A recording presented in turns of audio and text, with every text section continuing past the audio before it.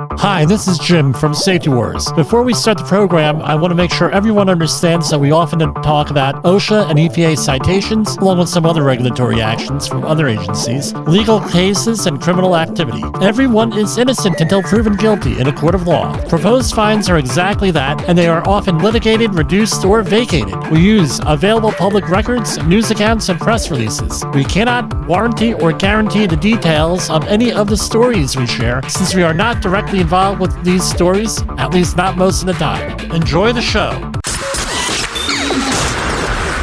This show is brought to you by Safety FM.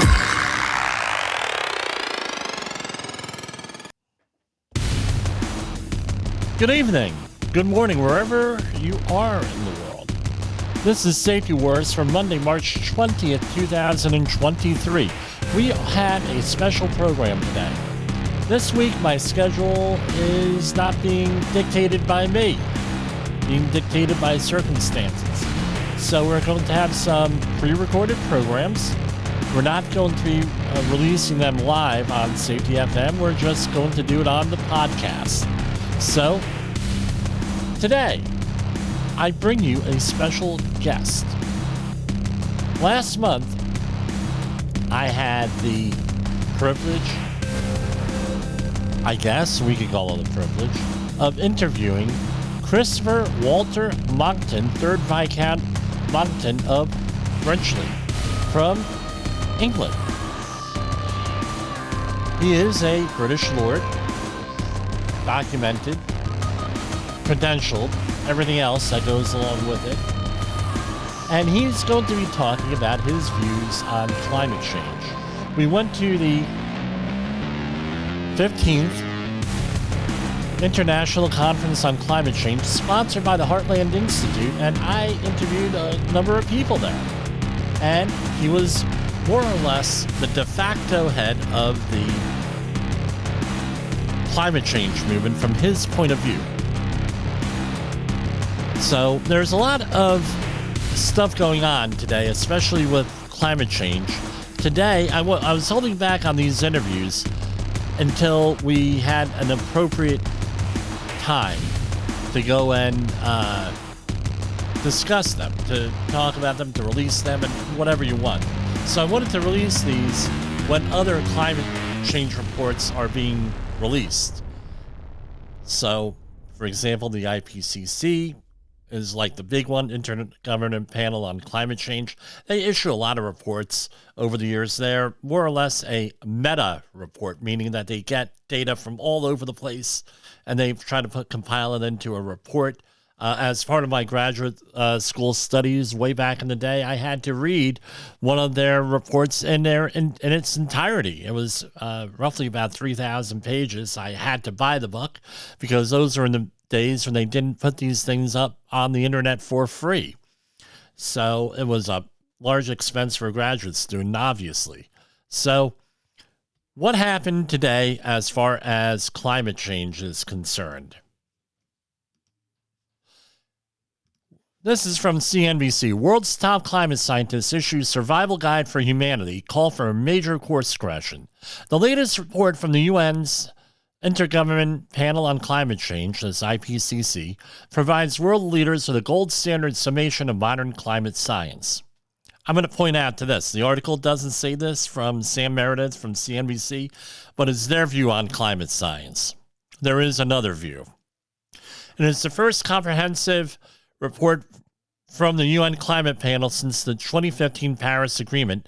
Today's IPCC report is a how-to guide to defuse the climate time bomb. It is a survival guide for humanity, UN Secretary General Antonio Guterres said on Monday. So those are the headlines there. Now you're going to say, well, Jim, why are you doing this? Opportunities come up where you can talk to the heads or the de facto heads of movements. What we're about here on Safety Wars is not only fighting the safety war that we normally do in the workplace, maybe in our communities and everything else, but it's also what we have to bring people together on all this stuff. We have to have understanding. We have to have dialogue. There's a lot of people out there that are not interested in having dialogue. There's a lot of people out there that are not interested in working together. There's a lot of people out there that are not aware that there are other points of views. And maybe if you learn another point of view that's legitimate from credible people, and this gentleman is credible, the Lord Monkton is credible. Someone who's been involved in not only the climate change issues, but also was a member of the Margaret Thatcher administration. Yes, Margaret Thatcher, back in the 80s, who was able to connect a lot of dots for me from things that I had heard and I have read, and the whys and the wherefores and everything else. As everyone knows, based on our February 10th, 2021 episode, my interview with Imogene Salva of One Star Away, is communism. As everyone knows, 12 people in my family were killed by communists in the Soviet Union. A lot of my family had to live in communist Poland.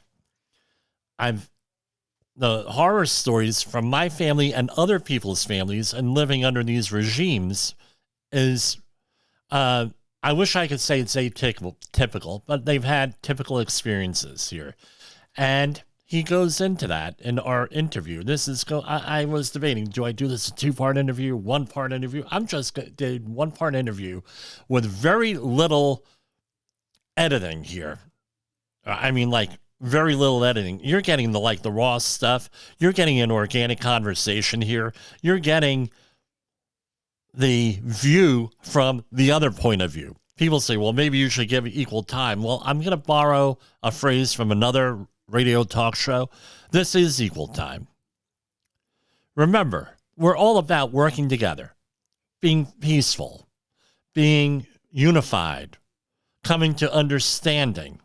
I'm against, and I hope I could say most of the people out there are against all this tension that we see in the world, all this hatred, all this cancel culture and everything else out there. It's not getting us anywhere. It's actually causing bigger problems. And what I want to do is give you the other side. I sought out one of the de facto leaders of the other side. My hope is that we try to ask questions, realize that there is something else that might be going on out here in the factual world, not the conspiratorial world, behind the scenes. Maybe I'll change your mind. Maybe your mind will be changed. Maybe you're going to say, well, maybe I should question what the narrative that we're given. We do this all the time here on this program because we see that darned safety triangle, right? That everybody knows, right, once you've been educated, is Główno. We've seen that zero accident sign out there and all these safety statistics that we know don't help the situation. We see antagonism by safety professionals against the workforce. We see all these incentives and everything else going on, right? And we've tried to dispel some of those things here on this show and on the Safety FM network in general. And no, we're doing for safety from a different point of view here. Well, here we're doing environmental safety from a different point of view. That's what we're doing. And as my Bible says, maybe some of you other folks, it says that blessed are the peacemakers. That's what we want to be, our peacemakers here. So without any further comment, I'm going to give you our interview with Lord Monkton.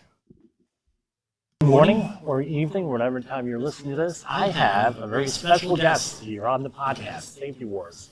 I have Christopher Monkton, the third Viscount Monkton of Wrenchley.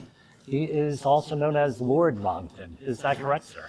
That's right. And in future, when you interview me, will you be kind enough to go down on one knee, wear white gloves, and touch your forelock, and then you address me as my lord? Would you be so gracious as to allow me to address your lordship? And if you do all that, we'll get on just fine. But actually, You everybody say calls that me with a Christopher. smile. Christopher. So yes, do just call me Christopher. Okay, Christopher. Well, this is what I always find with people of your position. You're always on a first-name basis with people rather than the official titles. And Well, the British Empire did not succeed by force. Force was very, very rarely used. And considering that we at one stage ran a quarter of the globe, and we did so with very, very few troops, it was done precisely because we are trained from birth to see every individual as an individual of no less worth than ourselves, for a rather interesting theological reason, which is that the Almighty has three powers, or faculties, as they are known to the theologians. The first is, of course, the power of creation, the creative power. The second is the relevant power here.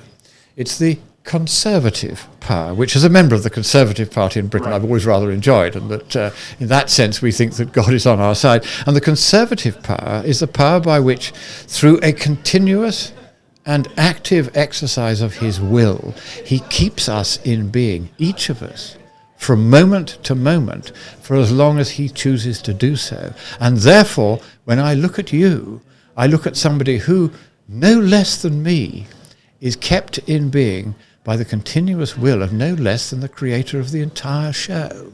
I think that is a very concise and apt description of what our roles are on safety wars, and as health and safety professionals, you have to look at someone along those lines, not as an adversary, not as anything like that. That's quite right. And I've always thought that a lot of the political troubles that are now very evident in the world, and the ancient divide as always between the totalitarian and the libertarian factions, that's always been the way. It's either totalitarian on totalitarian or totalitarian on libertarian. What you don't ever get is a war between libertarian countries and libertarian countries, because the people won't stand for it. Right. And so on the libertarian side, which is where you and I both are, we do not believe that dictators should lay down on any subject that which we should believe. And there's a theological reason for that too, because we are made in the image and likeness of the Almighty, and that likeness to the creator of the universe, no less, is chiefly in our souls. And again, there are three faculties in the soul in the Christian, and indeed in the Jewish understanding from which we received all this. I mean, nearly all of our theology comes straight and unamended from the Jews, because they'd been thinking about this for thousands of years before we had. So these three faculties of the soul are the memory, the faculty of reasoning, and the will. And if you're a totalitarian, you say you may not use your faculty of reason, you may not use understanding, you may not think about anything rationally, you must just accept the party line. And that is entirely against the characteristic which chiefly distinguishes us from the beasts, and that is that we have a soul, and that characteristic brings us closest in likeness to the divine. So in our comment, I had a conversation with me and another gentleman before this, about 10 minutes ago, maybe. How does that's a perfect basis to talk about climate change, I think. And exactly. You have two sides here. Yes. You have one side, which is, I believe, your side, and then you have the other side, which is very much command and control. It's totalitarian. Only one view is permitted, and the totality of the population is required to adhere to that one view. And I can give you an example of this. I was with a former president of the Marylebone Cricket Club, than which there is no more establishment figure than you possibly hope to meet, and his wife, who had been the front of house lady at one of the swankest restaurants in West London. So these were both establishment figures. And I happened to mention in passing, in a conversation about something else, what I call the climate rubbish. And they both immediately stiffened And this was during COP27. We were in England, but COP27 was going on in Sharm el-Sheikh. Conference of the parties. So that was actually going on at the time. We were in England, but having this conversation. But so the former president of the MCC rounded on me, and he said, "How dare you suggest that all the governments in the world assembled at Sharm el-Sheikh are wrong, and you are right? Is that really what you're saying?" And I said, "Yes, it is." And he didn't know what to make of that. And so he said, "But how could you say that all these scientists, 97% of scientists, are wrong?" I said, "Oh, I don't say they're wrong. I just say they don't believe what you're told they believe." I said, when that 97% of scientists survey was done by a group of communist researchers based in Australia, Right. and there was some from America and was one from the UK, but they were all communists, because we were able to penetrate the intranet by which they were talking to each other when they were putting this paper together. And they were saying, we're going to make up this figure of 97% because that's the figure we want everyone to remember. And we will do this because we want to destroy the West. And if we can get the West's energy to be disrupted and shut down and made expensive and unreliable, then everybody will ship their businesses out from the West into the communist countries that we favour and which are paying some of us, and then it will all be fine. So that's what they did. They published a paper saying that there was a 97% consensus among 11,944 papers published in the peer-reviewed journals of climate and related sciences in the 21 years 1991 to 2011. And they said 97.1% of those papers had said in terms, in their abstracts, that global warming was chiefly man-made over recent decades, or words to that effect. Right. So after 3 weeks of bullying the lead author of this paper, who is a communist who is prone to show his totalitarian tendencies by wearing Nazi uniform from time to time. Yes. I mean, they're a very shoddy character. He eventually disgorged the list that he had himself marked up to show how they had ranked each of the 11,944 papers. An enormous list in a very irritating comma-delimited format, which modern computers can't handle directly. So I had to write a special program to read this wretched file down byte by byte and work out how many of those papers they had marked as agreeing with the consensus proposition as they had defined it, which is no more than that recent warming was mostly man-made. Two things to say about that. First of all, there's nothing in that proposition that says that the recent warming was or could become dangerous. That's not part of the consensus as they defined it.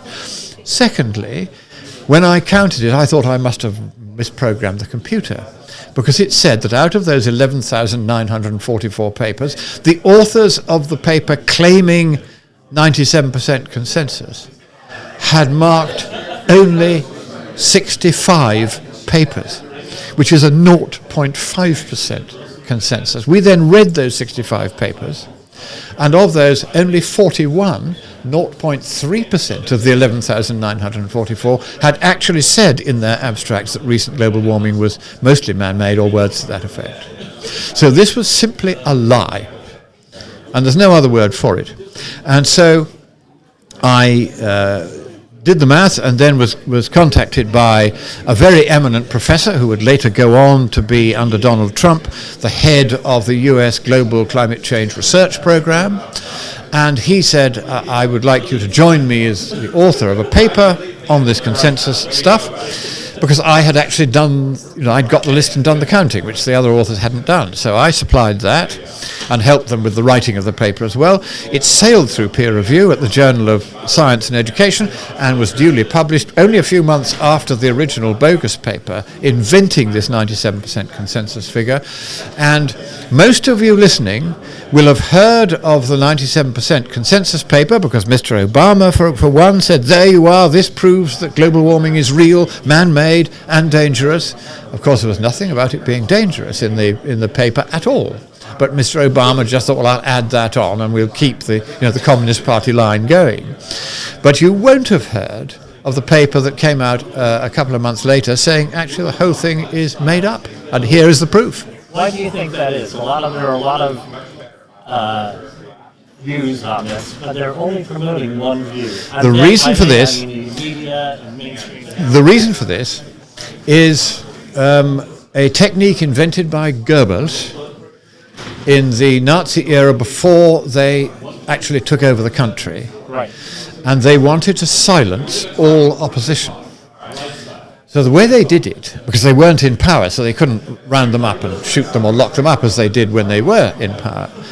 So what they did was to make it absolutely clear that anyone who was at all successful in speaking out against the fascist party line on any question would have their reputation thoroughly, continuously and completely trashed until nobody would ever listen to them again. Now, when the Russians came in and we hung back from Berlin and allowed them the honour of taking the Mitte district where all the government buildings were, and that's where the Reichspropaganda Ministry was, in Mauerstrasse. It's the largest building and largest office building in Europe at the time, and we bombed one wing of it, but the rest of it, with all the records, was still intact. The Russians found this Rufmord technique, and then they suddenly understood what many historians who don't know of these records didn't realise, that that's how the Nazis took over in Germany. Everybody fell silent. I remember my mother-in-law, who had been in Germany and Austria at the time of the Kristallnacht, where all the Jewish shops were smashed and their windows, caved in and so on. She was there and she said she couldn't understand why nobody in Germany was speaking out against this. And she had not understood the power of Rufmord in making people just feel that they don't want to go there because it's too much like hard work and I've got a life to lead, and so why should I take the risk? And that's how they did it. And exactly the same technique is now being used on anyone, particularly in journalism, but of course people like us who do our own scientific research on the climate and find that the whole thing is essentially nonsense. We have it done to us. They had huge fun with me just before I was due to take part in a debate in, I think it was 2010 or thereby, in Australia on live television against the head of a communist front organisation called the Australia Institute. They always have these nice innocent-sounding names, these communist fronts. I knew it was a communist front for various reasons we needn't go into. So I was quite intrigued that they were putting a communist up against me. They apparently had tried to find a scientist, but there were two problems with that. One, most of the scientists were communists, and two, they knew I knew too much, and they weren't willing to face the embarrassment of having rings run around them by a layman. I actually had a similar experience with graduate school I won't go into since I'm interviewing you. But let me tell you what happened, just because it was very funny. They realised they were going to lose, because they realised the communist they'd chosen knew the party line, but he didn't know why it was the party line. He couldn't answer me on scientific points. So they thought, right, what do we do? So they got hold of the communists in London, and they said, what is the way we can do most damage to the reputation, Rufmord again, of Monkton? So 2 days before the debate was due to happen, the clerk of the Parliament, who was a communist at the time, had been approached by his fellow communists, and they said, what can you do? The clerk of the Parliament, the senior official in the House of Lords, wrote a letter, ostensibly to me, saying you are not to go around calling yourself a member of the House of Lords, because you're not, you see. So this letter was not sent to me, it was sent to the press. So that was how we knew it was political. And so when the debate happened, only 2 days later, and it was in the press club in Canberra, and all the press were there, and the TV cameras were on, and it was being broadcast live, the very first question after we'd each done our initial speeches was from some ghastly young communist journalist who jumped up and said, oh, Lord Monkton, I'm not even sure whether I should call you Lord Monkton because the clerk of the Parliament has written this letter, blah, blah, blah, blah. So I said, so from that remark, I take it that you know even less about the arcana of peerage law in the United Kingdom than you do about climate change. So what I'm going to do is to prove you and your fellow communists, including the Clerk of the Parliament, wrong by producing an official document that attests to my status. And that document, you will be familiar with, it's called a passport. And I gave my passport to the chairman of the meeting, and all you have to do is read out the words in that box. I have it right in front of me here. Viscount Monkton of Brunchley, Christopher Walter. There you are. And a viscount, I said to this idiot of a communist journalist, is a lord. He's a very rare and very special kind of lord. There are only 29 of us, so you are in the presence of greatness. But since you have not come here to do what everybody else has come here to do and talk about the climate, sit. And he sat. And I went on, even on the admission of the left-wing press, to win the debate handsomely. So their technique had failed, but they still try it on. There's a communist who lives next door to us in the West Country. And he wrote to the Clerk of the Parliament, said, I've seen his notepaper, and he's using the symbol of the House of Lords, which the Queen gave only to the Lords, and you should stop him. And the symbol of the House of Lords is a portcullis, which is the drop gate that protected a castle from being invaded. It's wooden slats vertically and then horizontally joined together with metal studs, sliders either side, and chains. And that's known as a portcullis. And it's a heraldic charge that first came in, if I remember rightly, in 1445, when the Beaumont family adopted it as their emblem. And they adopted a portcullis, or, which is a golden portcullis portrayed in gold, with chains wavy. So they had this sort of wavy chains. And that was when the portcullis, which is a generic heraldic charge, anyone can use it if they want, first came into use. And as it happens, I had known a bit about heraldry in my youth because my father was keen on it, and I studied it a bit because I knew it would make him happy. And he had shown my heraldry notebook to the Duke of Norfolk, who is in charge of the College of Arms, which is the centre in London in Victoria Street, where all the coats of arms are registered and drawn and circulated, and the proofs of nobility are laid down. And so the Duke of Norfolk was so fascinated by this that he offered me the job of one of the junior heralds, which was called Portcullis Pursuivant. And I declined it because I thought I had other interesting things to do, shall we say. But so when I thought, well, I might as well adopt a symbol of my own, I thought, well, I have the portcullis, but I can't use the royal crown because that's for royalty, and I'm not royalty. I am related to royalty. Right. I'm the Queen's seventh cousin twice removed, on the wrong side of the blanket via the second Duke of Portland.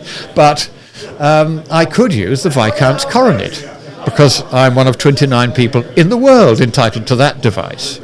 So I put the Viscount's coronet in place of the royal crown. So when this communist locally wrote to the Clerk of the Parliament whining, the Clerk of the Parliament wrote to me and said, how dare you use this thing which has been given exclusively by the Queen to Parliament, and the use of the portcullis surmounted by the royal crown.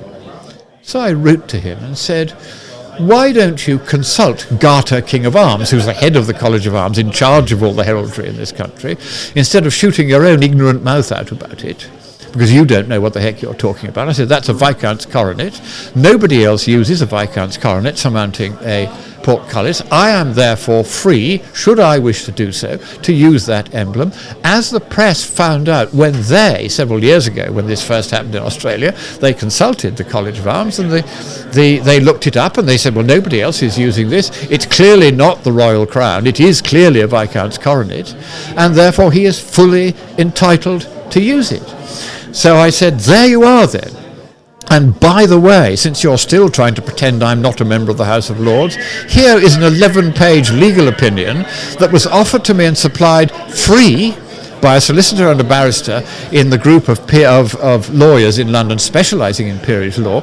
They were so horrified about what your communist predecessor, who got fired for writing that letter, had done, that they provided me with this opinion free. And I won't summarise the 11 pages of history of the peerage that it goes through, because this guy was a formidable expert, but what it did say at the end was, and therefore the Viscount Monkton of Brenchley is, as he says he is, a member of the House of Lords, and he is fully entitled to say so. I said, if I hear a single word from your office again about whether I'm a member of the House of Lords or whether I'm entitled to use what the clerk of the Garter King of Arms has said I can use as my emblem, I will circulate this 11-page opinion to the press, and you will look even more idiotic and communistic than you do now. Go away. And I heard nothing from them again. But this constant attempt to tear down the reputations of those of us who've done diligent and years of research to show that actually there are things wrong with the official storyline. This is done to all of us. I thought I'd give you that example because it's quite a nice story of what they do. It's very important Yeah. that we heard that story, because in our industry, the safety industry, Yeah. we deal mostly with Yeah. industrial safety. Yes. And I've worked with a couple of firms Yeah. from your area. Yeah. That's a running thing where they try to take you down. Yes. You've heard of them, I'm sure. Saul Alinsky's rules for radicals. Absolutely. Of course I This have. is all Another basic communist. rules for radicals Yes. type things, and they try it on politics, Yes. larger society. They also try it in workplaces also. Oh, And yes. Not necessarily communists, like you're saying. Believe me, I'm the most anti-communist person there is out there. No, the reason I use the word communist is that I use it not as a careless insult of some right-wing foaming revolutionary. No, I'm using it because when the communists found these records Right. of this Rufmord technique in the records of the Reichspropaganda Ministry, within a month they had established a directorate of the KGB called the Desinformatia Directorate, the Disinformation Directorate, to do the same to communists outside Russia. They didn't need to do it inside because they were already in That's control. very familiar. We had one established here in 2021 Yeah. by Joe Biden. That was eventually. That's right. And so this Disinformation Directorate, its sole job initially was to trash the reputations of anybody who spoke out against the Communist Party line. One of the reasons why I originally worked out that the climate scam had been captured by the communists, and actually the KGB specifically, was that this technique began to be used on all of us by the far left. It is a communist technique now. You know, they adopted it hook, line, and sinker from the Nazis, and they began implementing it. And they did. And I've actually got a signed copy of the book by the head of the directorate, he ran that directorate for a third of a century, from 1945 until 1978, when he came out to the West and told us everything. He was the most important defector we ever got out. And I remember going in, you know, with my British military mission card, which is a vile colour, bright orange, with a ghastly photograph of me on it, through Checkpoint Charlie and back out again. And of course they weren't allowed to stop you because you had your British military mission card. But this was the most important defector that ever came out, and he told us exactly how they were thinking. Now, he came out before they had actually adopted the climate change thing, but he was able to tell us that they had done so, because he was still in touch with many people inside Russia with whom he was friendly and who would have done the same as him if they'd dared. And he said that what had happened was, when we defeated the miners' strike, which was run by a man trained in Moscow and paid by Moscow to call the strike against Margaret Thatcher. In the early 1950s. No. This was 1984 to 5. Yes, Okay. that's right. Margaret Thatcher's time, and so we defeated that strike. It's a fascinating story in itself, but that made the Russians rethink big time. They realized they could no longer work through the trade unions because we'd found out how to defeat them on that. And we used a very unusual technique which was invented by me, which worked fine. I was brought into number 10 to do it and fixed it, and the strike was beaten. And they were really shocked by that because they'd done a previous strike in 1974 against the Edward Heath's government, and they had brought the government down. But they couldn't do that with me in 10 Downing Street because I had worked out the strategy which eventually defeated the strike, and I didn't actually have to implement it. I recruited somebody else to do that, and he was a friend of the Prime Minister who was a property magnate called David Hart, and he, at my suggestion, drove 29,000 miles in his Mercedes that year, and he gave copies of a cutting from the Times explaining where the miners' leader, who was a communist called Arthur Scargill, and I'd been put alongside him in 1974 to work out what his intentions were, and I knew we were going to have a strike. So he had this cutting from the Times which explained that Scargill had been trained first at the Patrice Lumumba University of Terrorism in Moscow in 1979, 2 months after Margaret Thatcher took office, having sailed there from Tilbury to Leningrad in a Polish freighter, and then he got a sealed train to Moscow from there, like Lenin before him, was met by the communists like Lenin before him, taken to the Poesl University, 3 weeks there, and they realized he was a cut above the usual sort of communist grunts who blow themselves up in Arab countries. So they transferred him to the Lenin Institute, which the Russians fondly thought, we thought, was the library of communism. It was actually the place where terrorist leaders around the world were trained. And we knew this, so they didn't know we knew this. And so he spent 5 months there. Then he got an Aeroflot flight back to Paris, changed planes and got onto a British Airways flight to London in the hope that nobody would notice where he'd been. And we'd been following him all the way there and at both institutes and all the way back. So we knew the lot, we told the Times, they ran a very discreet little column by one of their columnists, they didn't make a news story of it. We said, we just want it there without too much of a fuss made. And they said, what for? And we said, we can't tell you, but will you please just print it? Which they did. So then we took that cutting and I gave it to Mr. Hart, and he then took that cutting, and I said, your job is simple, it's to spend as long as it takes until the strike is over, speaking to each mine worker individually who is on strike, all 100,000 of them. That's your job. And you are to give them a copy of this cutting and say to them, the leader of your union is not representing you, he's representing Moscow. He's representing a hostile foreign power that wishes to do harm to this country by exploiting the mine workers. And he said, but they're all communists. They'll never buy that. I said, no, they're not. I said, I've been down the pits, and they're not communists. I used to go down them as a lad, because it paid a lot better than journalism in those days.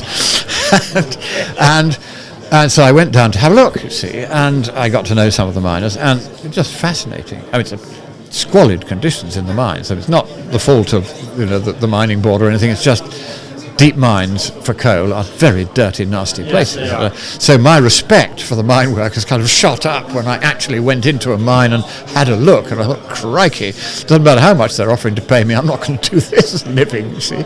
And so, these were the heroes of labour to me, the mine workers. They really were, and it was tragedy that they'd been captured by communists and then brought out on strike, which should never have happened to them, because it destroyed their industry in Britain in the end.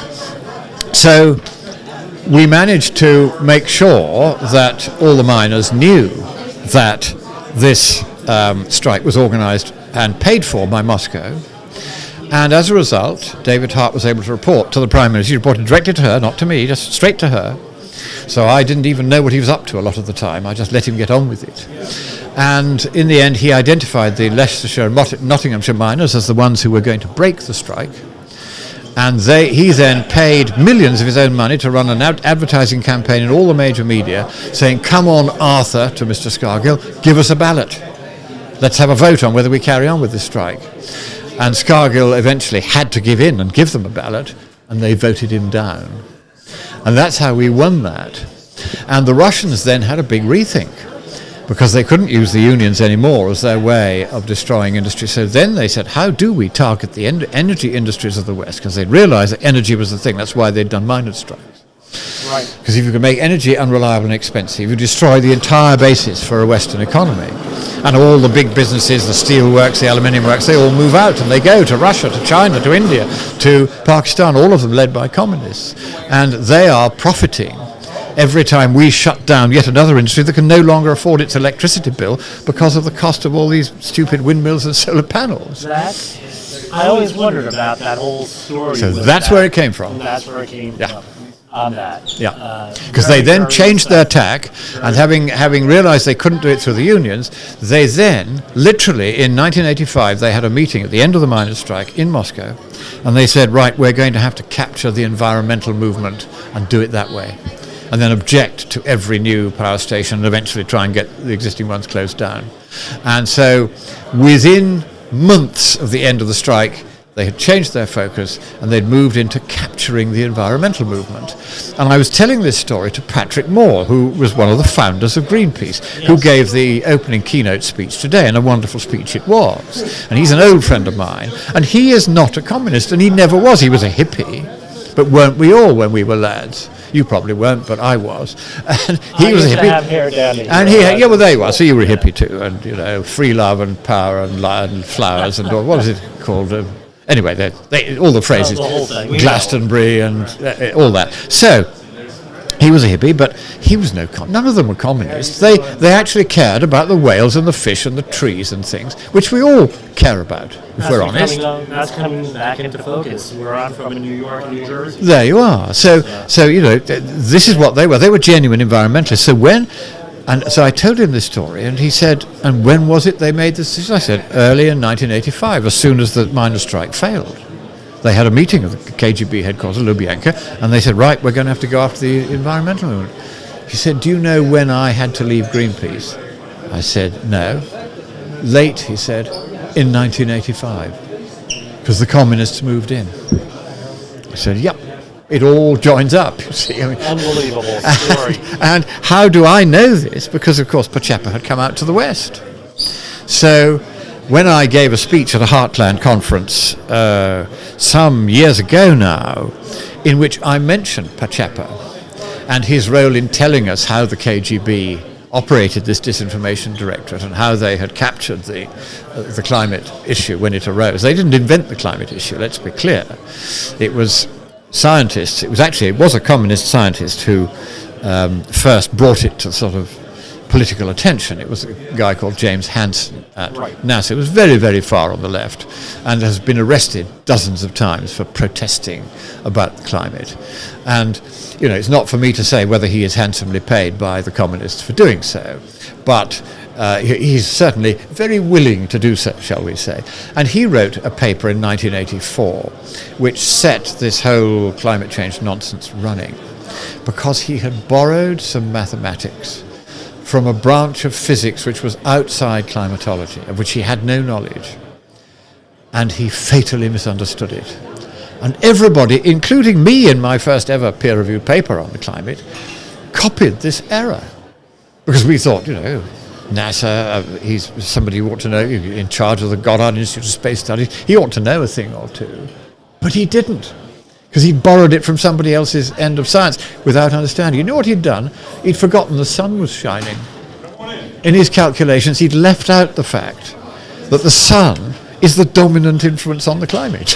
And the result of this was that by leaving the sun out of this particular calculation, which is how much warming would you get by the end of this century if we go on with emissions as they are growing, if you forget the sun is actually providing most of the temperature, then it multiplies your prediction by 3, 4, or 5. Take away that error, and the warming we'll get by the end of the century from now is less than 1 Celsius degree, which is harmless. And that's why they are so desperate to silence me, because they know I've worked out the error that they've made, and I've got the mathematical basis for it actually in that satchel with me here. And I'm handing it out to sufficiently qualified people here so they can review it for me. Yeah, I believe I read that a couple of years back. Well, there's a lot of new information. We've now nailed it down and knocked it out of the park, whichever way you want to put it. Because what we've done is we've discovered why it was that people, even our own side, weren't buying it. It was that the original drawing of the circuit for a feedback amplifier, which works just as it does in the little box of electronics that you're doing here, as it does with the climate. Any dynamical system which changes its state over time and has feedbacks in it, the same feedback rules apply. So you can actually build an electronic circuit to model the feedback behavior of the climate. So we did that, and we proved that you have to include the sun, because otherwise all the calculations are just wrong, and you get this hugely exaggerated notion of how much warming we might cause. So we then drew the circuit and sent it to a national laboratory of physics. I'm not allowed to say which, and I'll tell you why not in a moment. They then spent several months building their own circuit, checking everything, and running the tests we'd asked them to run. And all of the tests, so within 1/10 of a Celsius degree, were exactly as we had predicted the result. We'd done it by mathematics. We just wanted them to confirm it by actually building a feedback simulator, which they did. And they said, yeah, this is right. And we said, great. In the original contract that I drafted for you, I stipulated that we would be publishing this result in a peer-reviewed journal. And they said, oh, but this result suggests that climate change isn't a problem. I said, correct, because it isn't, is it? And they said, well, no, it isn't, but we don't want to say that. I said, but it's not a question of you saying that. You've just got to say, yes, feedbacks behave as Monkton says they behave. And they said, no, we're not doing it. I said, well, I'm very sorry, but you undertook the contract on that basis. And, we exchanged letters, which are, I think you will find when you consult your lawyers, binding upon you. So they went away and sucked their thumb for a bit and came back and they said, tell you what we'll do. You can use our report, but you mustn't say which laboratory it was. And if you do that and don't use our name, we won't charge you a fee. But that shows you. But that just shows you how even senior laboratory staff are feeling the threat that the communists now impose on them. You're not allowed to deviate, even where the science is absolutely clear, as it is. This really is a huge error that lies at the heart of this entire climate change nonsense. If Hansen had got this right first time, climate change would never have taken off as an issue. That single mistake. And you can actually, if you have a pocket calculator and you're listening to this, we can actually do this in 30 seconds on a pocket calculator. Take it out and put in the following figures. First of all, 28. Just put that in your pocket calculator. 28 is the number of Celsius degrees of what's called the natural greenhouse effect. That's the difference between the temperature that would exist on Earth if there were no greenhouse gases in the air at all at the outset, and the temperature that was actually measured in 1850. That was 28 degrees. So you put that in your calculator. Now, the direct warming caused by those greenhouse gases was 8 degrees, before you make any allowance for what's called feedback, which is a knock-on additional warming caused by the fact that as the air is warmed, say by the greenhouse gases directly, it can hold near exponentially more water vapor, which is itself a greenhouse gas. And that's called feedback amplification. You warm the atmosphere directly, and then the atmosphere changes its composition in such a way by holding more water vapor that the original direct warming is amplified by what's called a knock-on or feedback amplification of the warming. So you know that it was 28 degrees was the total natural greenhouse effect, including feedback. Now, 8 degrees was the direct warming by the pre-industrial non-condensing, that's not water vapor, greenhouse gases. Divide 28 by 8 on your calculator. And what do you get?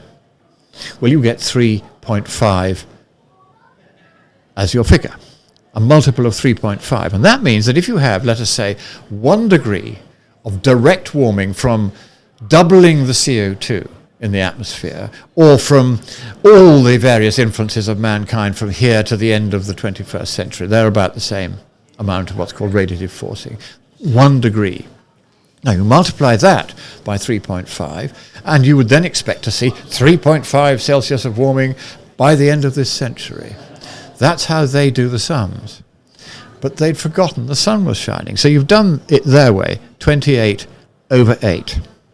Now what you have to do is to add the sunshine temperature that would prevail even if there were no greenhouse gases to the top and bottom of that fraction. So you had 28 over 8, which came to 3.5, which was your multiple.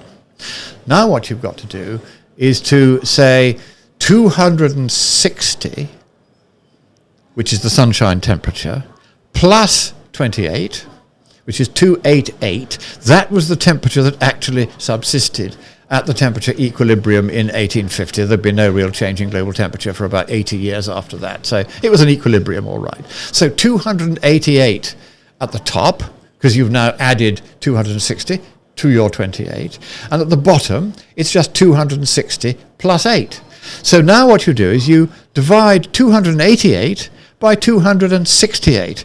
Do it now, and you'll get an answer approximately 1.075. So if you multiply 1 degree of direct warming by the end of this century by just 1.075, you're going to get kind of 1.2, actually about 1.3 degrees.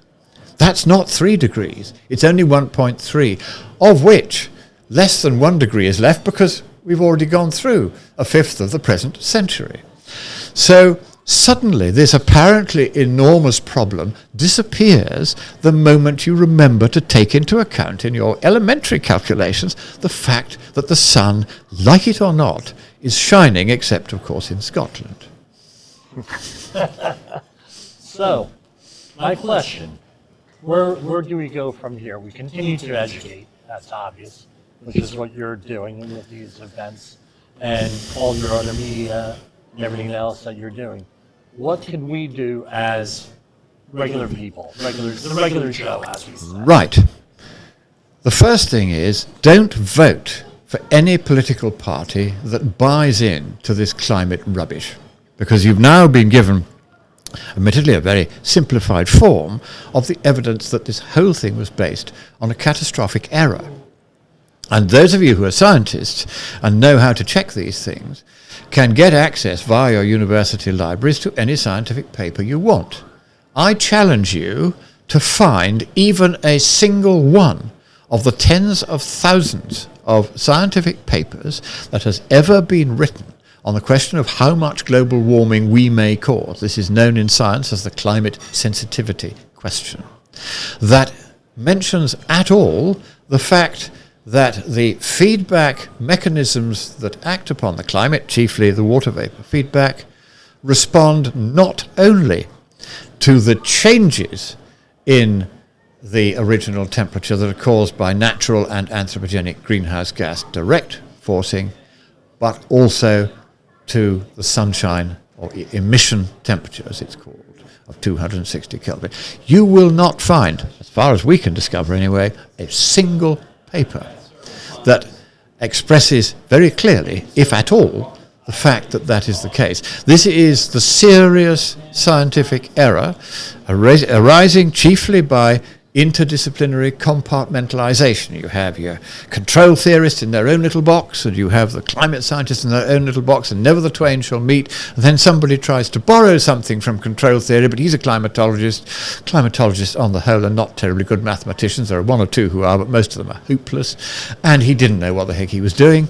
And he, if you read the paper, it's jumbled and confused, and he just got it wrong. It was then copied 4 years later by a guy who had gone public and said we have to invent scare stories so that people will believe us on the climate. He then found that this feedback scare story was one that he could repeat. He produced another jumbled paper, completely getting it wrong. And then in 2010, NASA had another go at it, and 2 papers were produced, 2010, 2013, embedding the error into the sort of theology of climatology, and they've been getting it wrong ever since. And we, 2 years ago, submitted a paper explaining this to a journal whose editor was known to have said publicly that there was no conceivable argument against what I will call the Communist Party line on the climate. So we sent it to him, and he threw it straight back saying it's too long. So we shortened it, sent it back. Said, here you are, we shortened it to the length you said. Please, will you now consider it? No reply. We prodded him several times. No reply for 2 years. So I'm going to use a technical term now, so if you are ladies, please cover your shell-like ears. Climatology knows perfectly well that we're right about this, and they are shitting themselves, because when this gets found out and they can no longer use their mates in the largely communist-dominated media to conceal this, the truth is going to come out, and when it does, that's the end of the climate scare. The whole thing was founded on this silly little mistake. And the research that we've more recently done has shown how it was that the mistake came about. It came about, as I say, in this paper in 1984, but I contacted Sir John Horton, who was the head of the IPCC's climate panel. And for those of you who haven't got into this climate thing, the IPCC, or Intergovernmental Panel on Climate Change, they are the sort of international, I call them a communist front organization, which is probably not entirely fair to them, but now that you've heard some of the background, you'll see why I use that term rather more freely than you might otherwise have expected. But this outfit claims to do science, but is actually a propaganda outfit. What I noticed, I read when I was in graduate school, I read the entire report. Yeah. And compared to at the beginning they have, the way this is set up is that they have a main document, Yeah. and then they have two documents, one which are, Yeah. for lack of a better word, executive summary. Yes, they call it the summary for policymakers, Summary and for essentially they write that first, and then they write the scientific bits to make it fit. Well, And- but the thing is, what I was able to do was I was able to read the summary for policymakers, Yeah. and then found out all the information that they actually left out in the report. That's right. Which was this whole uncertainty thing. And- Well, there's a great and deal it's wrong, but great- I actually it's- contacted directly Sir John Horton, who was he's now Mary in Heaven. He was the chairman of the science Right. panel of the IPCC, so he was in charge of the science document. So I said to him, look, I'm a bear of very little brain, I'm a layman, I don't quite know what I'm talking about here, but it seems to me that you say that the direct warming, if we double the CO2 in the atmosphere, or equivalently, if we go on emitting all the various greenhouse gases we're doing at the current rate of growth up until 2100, there will be only 1 Celsius degree of warming, which kind of isn't really a big deal. But I said, you're then saying that actually your central estimate is 3 degrees. Can you please explain the difference between 1 degree and 3 degrees? How do you get there? I do not understand. And he said, oh, well, you see, it's because of feedback. And I said, yeah, but do me a calculation. So he did me the calculation for 1850 that you've just done on your pocket calculators if you were diligently following this podcast. And he told me that you therefore multiply the 1 Celsius by 3.5, which is 28 over 8. And that's how you could tell in 1850 what it was. And you would multiply 1 Celsius degree of direct warming by CO2 since 1850 by 3.5 to get 3.5 Celsius degrees. And he said, well, for caution, we round it down a bit and we call it 3. That's our best estimate. That's how we did it. He told me. He said, that's the basis for it. So I said, right, I at that time, 28 over 8 does equal 3.5. I couldn't see what was wrong. And it was only a few years later when a control theorist sent me a textbook of control theory and said, read this. And he himself hadn't spotted the error, but I read it, and chapter 3 of this book called Feedback Amplifier Design by, what's his name now, was Hendrik Wade Bode of the Bell Labs in New York, published in 1945. It's the standard textbook on elementary control theory. And there was a diagram in chapter 3 on the feedback amplifier. And I looked at it, and I saw this thing called the input line. And I realized that all the feedback diagrams that you see in the climatology paper didn't have an input line. They weren't taking into account the fact that the sun was shining. I saw it at once. I thought, blimey, that doesn't look right. So I got in touch with the control theorist who had sent me the textbook, and I said, look, have you seen this? He said, oh, that's not an error. I said, yes, it is. He said, no, it isn't, because you can do it by differential analysis. You can leave out the sunshine and still do the calculation, which is what you did originally on your pocket calculator. 28 over 8 equals 3.5. He said, you can do that. You can leave out the sun. I said, yeah, but if you leave out the sun, you don't realize just how little feedback effect there is for each Kelvin of the entire temperature. It's tiny. It's so tiny, in fact, that there's no way from the data that we can measure in the climate that we can get those data exact enough to be able to tell what the feedback factor actually is. You can't therefore do this by feedback analysis at all, and yet the IPCC in its documents, if you take the IPCC's let's take the fifth assessment report in 2013, the word feedback occurs 1,100 times in that document. Their whole basis for trying to say it's going to be a big warming and not a small one is because between 2/3 and 9/10 of all the warming they predict doesn't come from the direct effect of the greenhouse gases. It's this indirect knock-on additional effect called feedback response. And that they think is big because they forget they've got to divide it not just by the direct warming from greenhouse gases, but also by the huge direct warming from the fact that the sun is shining. So this huge error, and we also found out why they had thought you could do it by leaving out the sun. It's because when in the normal control theory applications, for which control theory was first formalized and its mathematics worked out, forgive me, what they did was they were able to leave out the base signal, as it's called, the main input, because it was tiny in comparison to the feedback signal that they were using to change the signal-to-noise ratio in a telephone circuit to enhance the signal and diminish the noise. And you do that by putting a massive feedback into this. And the feedback is many orders of magnitude, in other words, 10 to 100 times bigger than the input signal. So if you leave the input signal out in that circumstance and do a differential feedback analysis, you're not going to get much error. So they do that. And so the climatologists had copied it without realizing that in the climate it's the other way around. The input signal is 2 orders of magnitude bigger than the anthropogenic CO2 signal. And so they were applying this same method, not realizing that it was totally inappropriate. We only discovered this recently when I was talking to a control theorist about it. He said, oh yes, of course, we use these huge feedback signals. I said, but in climate it's the other way around. He said, bingo. That's how they made the mistake. One of the points that I make on the program, and we don't specifically deal with climate change per se all the time. Where I live, up in New York, New Jersey area, and this is a fact, 25,000 years ago, the shoreline was between 90 and 120 miles out to sea from where it is today. Yeah. All right.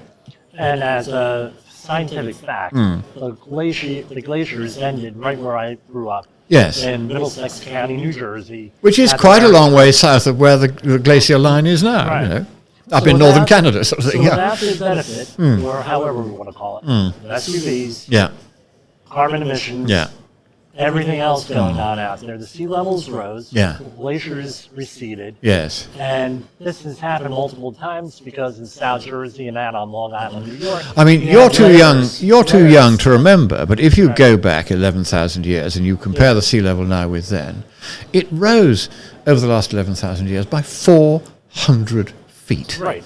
Now that, as Ian Punnet, who's a very eminent emeritus professor of geology who's here at this conference, likes to say, that's climate change. Yeah. He said, 400 feet, that's sea level rise. But the late Tom Weissmuller, who sadly can't be here because he died earlier this year, the last piece of work he did that I heard of, he presented to a conference at the German parliament that I attended.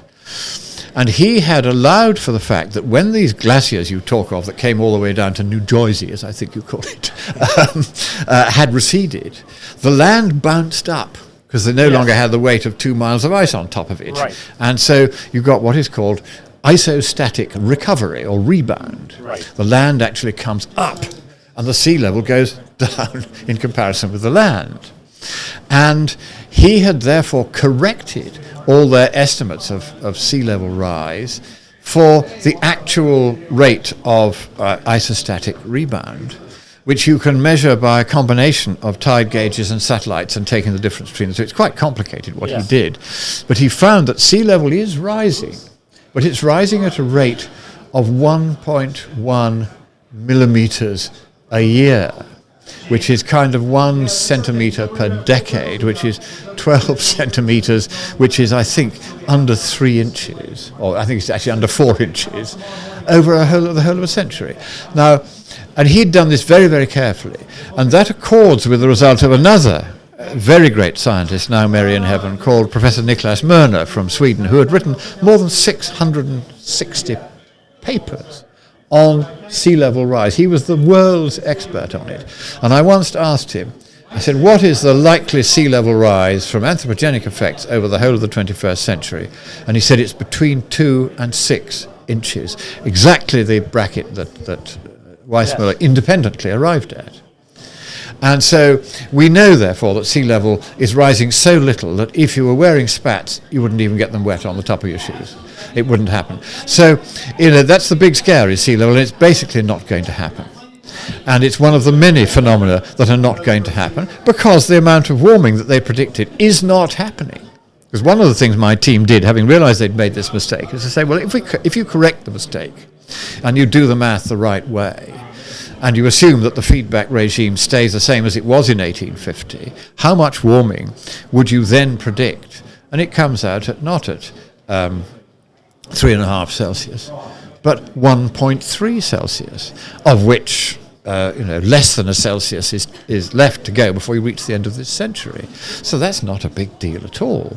But then we thought, can we calibrate this result by correcting the error by also checking how fast global warming is actually increasing? They predicted in 1990 on the relevant scenario, which was scenario A in their report, the business as usual scenario without the world making very much cuts in CO2, that there would be 0.3 Celsius of warming for every 10 years after 1990 up until 2100.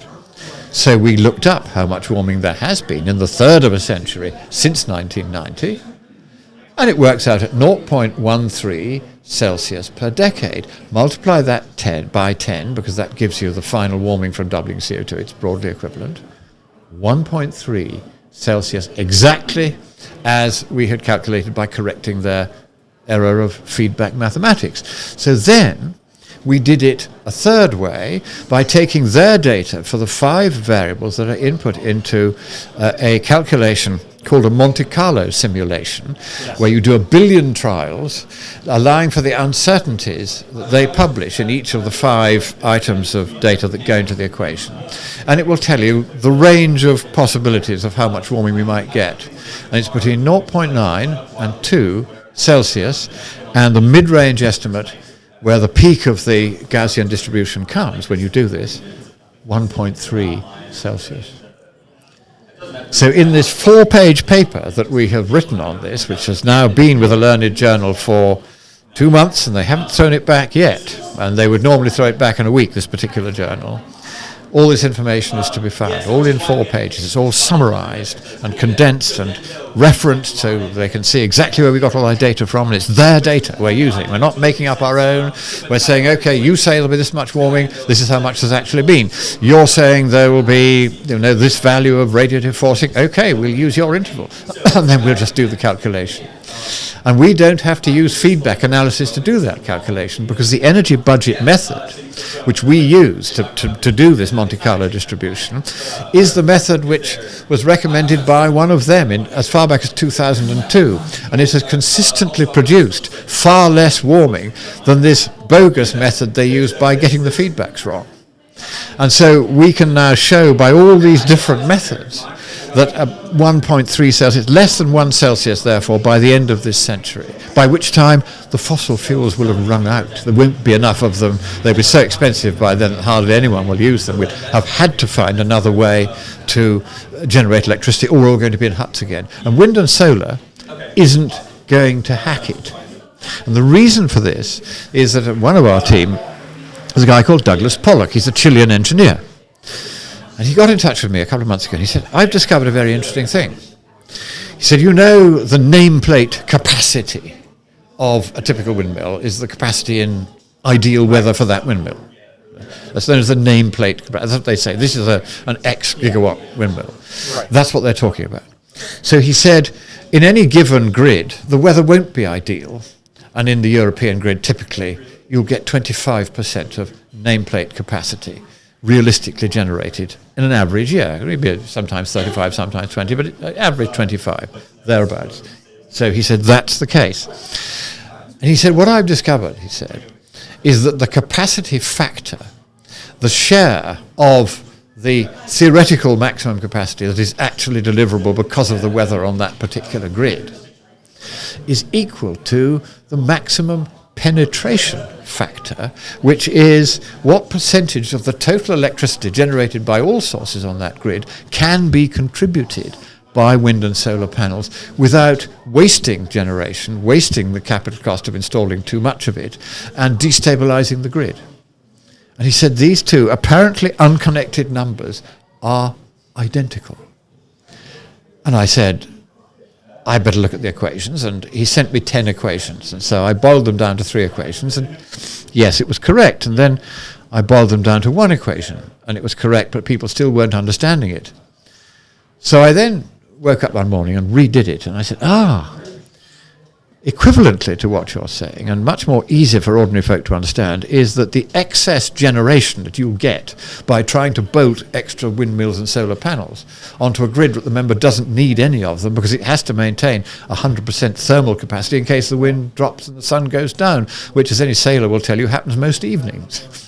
suddenly get nothing from Yes. the windmills and solar panels. So you then have to go and get your electricity from thermal sources, chiefly coal and gas. Otherwise, the lights go out. So in that sense, wind and solar are an unnecessary and cripplingly expensive and destabilizing addition to the grid. I say destabilizing because in Britain, where we are 16% above this maximum limit beyond which you really wouldn't want to put any more of these windmills and solar panels on your grid because you'll just waste the money. We had to spend $4.5 billion just in 22 alone on stabilizing the grid because of this extra grid capacity that's over this limit that our grid didn't know about. And nobody in the industry knows about this. And so I said, well, actually, you can redo the equation so that and it will become, I think, as famous in climate science as E equals mc squared in quantum physics. And it's this, relativistic physics, I should say. And it's this, E, the excess capacity of renewables on a grid, is equal to N, the nameplate capacity that you have been foolish enough to install on the grid, minus D, the mean hourly demand on that grid by its customers. So that is the end, E equals N minus D, of wind and solar power. If you go above that, it will be entirely wasted. What that means is that on a typical northern hemisphere grid, with a capacity factor of 20 or 30%, not more than 20 or 30% of all the electricity you generate can come from wind or solar without prodigious and cripplingly expensive wasted generation, or do not generate orders, which they do in Ireland, or they pay them to turn off the turbines, as they do in Britain, for it's only taxpayers' money, so why should they care? Or you can put in battery backup, or you can put in hydrogen generation from the electrical power that's surplus. But if you do that, the cost is astronomical. And so what this means is you can't use wind and solar to solve the problems of the climate. It is physically impossible to do it. This limit is an iron limit. You exceed that limit and the waste is so prodigious that you destroy your economy utterly in doing so. In Germany, they are the worst in the world. They are 83% above the maximum economically sustainable capacity of wind and solar on their grid. And they've got such terrible problems that they're actually having to pay Denmark to stop generating off its windmills. They're connected with interconnectors to Denmark so that they can stabilize their grid. They've just put too many of these things on.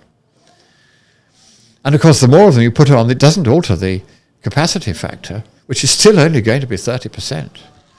So you try and generate more than that, and it's just wasted. Yes. So it's absolutely staggering, and it's staggering that this very simple equation, E equals N minus D, to which I boiled this all down, and it's all equivalent to all these complicated equations that came before, that is the end of the debate about whether we can do anything about this, because you can't do it with wind and solar. You could if you built lots and lots of nuclear stations, because they are what's called dispatchable. They can run all the time. And they can generate stacks of electricity. And then you don't need wind and solar. And what is now interesting is that in the UK, we have estimated recently that building small but efficient nuclear reactors to pre-existing designs, the CANDU reactor from Canada is still one of the best, actually. Very robust, reliable. And if you build those, and you build lots of them, not too big, don't build the mega projects, build them kind of little ones, one for each town, and you roll them out fast, as the French originally did with their nuclear reactors, you can generate nuclear electricity cheaper than with offshore windmills, and much more reliably, and for much longer, because the windmills, they only last 10 or 15 years, and you've got to tear them down and do it all again, and you can't recycle any of the bits. You've got to go and dig up some more cobalt and some more vanadium. Supposing you wanted to have battery backup for wind and solar generating the entire world's electricity except for, say, should we say 30 or 40% of it nuclear. That's a lot of battery acid. Let me tell you what happens then. You would need, according to Professor Simon Michaud of Geologian Tutkimus Keskus, which is the Finnish Geological Survey, as I'm sure all of your readers already know, that he has done a 1,000-page paper in which he sat down and began calculating this, and the left in his university were so angry. They kept on saying, oh, you haven't allowed for this factor or that factor, and so the paper got longer and longer. It became 1,000 pages. And it is the definitive statement of how much of what are called techno-metals that you need to have if you want to go completely wind and solar plus about 30 or 40% nuclear over the time between now and 2050 to get to net zero emissions. And you would need 9,500 years worth of the entire 2019 global annual production of lithium just for one 15-year generation of totally net zero technology. You would need 27,000 years worth of cobalt. So imagine all the extra cobalt slave children that are going to be needed to get the cobalt for this. Of course, the Greens don't care about that. They are all anti-slavery, except if it's going to get cobalt for their mobile phones, and then it's fine. Let the children get on with it. It's good for them. You know, this Not very terrible, good for occupational cynical, safety and health. no, I mean, as a health, you would be appalled at the conditions in the cobalt mines of the Congo. I mean, it's quite frightening. We have a team out there from the Knights of Malta, and they operate in 160 countries doing charitable stuff. And the former Grand Master was out there driving diggers to build a road to the airport there so that they could get people out who were sick and flown to hospital. And they're wonderful people. And the cobalt mines are an absolute disgrace. I mean, it is slave labour in the most appalling conditions, none of which would comply with. You have the word safety on your T-shirt there. Right. If you haven't got your radio in colour, you won't be able to see that. But it says safety, and there's no safety about it. There's no health about it, and they're not paid. They are slave children, and so you hear all the left wittering on about slavery and therefore white privilege, this, that, and the other. Of course, slavery was never anything to do with white against black. Black against black slavery was a much bigger problem and went on for many more centuries than anything we ever caused. But of course, it's not fashionable to say any of that now. But if you were to try and get enough cobalt, 27,000 years of the total 2019 production. Vanadium is the real biggie. You need that for the static battery backup. You would need 67,000 years worth of the total annual production. And that's just for the first 15 years. That would get you maybe to 2050 because it will take you time to build up the infrastructure. Then it all starts falling apart. It's not like a coal-fired power station. You build it and you can go on, tweaking it and retrofitting it and improving it for nearly a century before you finally have to tear it down. You have to tear it down after 10 or 15 years. And he says 15 is the absolute maximum, after which you've got to do it all again. You've got to find another 67,000 years worth of vanadium and 9,500 years worth of lithium. Where the heck is it going to come from? We've only got one planet, guys. And so none of this has been thought through, or has it? This is where one comes back to this campaign of communist-led disinformation. It's actually the longest and most successful campaign of psychological warfare ever organized by one political system against another. And the Russian word for it is maskirovka. And this is known as deception in the pursuit of the objectives of warfare, which is what psychological warfare is. Right. Sun Tzu, all warfare is deception. Is deception, exactly that. And so they've inherited this from Sun Tzu. They found this thing in the records of Dr. Goebbels' Reichspropaganda ministry. You destroy the reputations of your opponents and then you would easily roll over them and take everything over. That's what they're doing to us climate skeptics. That's why they said, oh, you're not a real lord, and so we're going to tell the world that and nobody's going to take you seriously thereafter. And it failed, and they can't understand why it failed. And it failed simply because what my team has been doing, as I hope you will have been able to tell from this broadcast, is a great deal of scientific and economic research. And I leave you with one really useful figure that you may like to have, which is suppose the whole of the world were to follow the policy of the British and American governments and go directly in a straight line from where we are now, bit by bit, towards net zero emissions of carbon dioxide, not just on the grid, but in the whole country, by 2050. If the whole world did that, which it won't, of course, because 3/4 of the planet is exempt from any obligation to do so under the Paris Agreement, because India, China, Pakistan, Russia, all communist countries, have all managed to get themselves counted as developing countries, which is a bit of a stretch in the case of China and Russia, I would think. Yeah. They are not only exempt from all this, but Pakistan has announced a quadrupling of its entire coal-fired capacity just this week. China announced early last year it was going to build 43 new coal-fired power stations over the next 10 years. China has now announced it's actually going to be more like doubling its total coal-fired generating capacity. So the world is not going to get to net zero. No way. But let's pretend. Let's bend all the arguments as far as we can in favour of the establishment, that, the president of the MCC, who said that, how could you possibly think that you're right and all these people are wrong? Well, I've sweated the numbers and they haven't. If you don't count how many beans make 5, how do you know how many beans are in the bag? No good saying, well, there's a consensus about it. If you can't see into the bag, that's valueless to you. You've got to go in and count them. So we've done that. And if you were to get the whole world to move together towards net zero, which you would have to do if you really thought this was a problem, then the amount of warming you would forestall by 2050 at a cost of $800 trillion would be 0.2 Celsius degrees. So way less than 1/1,000,000th of a Celsius degree for every $1 billion you spend on trying to make global warming go away. And that, sir, is the worst value for money in the long and shoddy history of government economics throughout the world. And with that, I think we could conclude the interview here. I really appreciate you coming on the program. I really appreciate your point of view on everything, and you made it in basically a little bit over an hour. You put the whole debate, I think, to rest here on the whole climate change issue. I wanted to thank you, Mr. Christopher Ward Exactly. Monkton, for your time here, and this has really been a pleasure for me.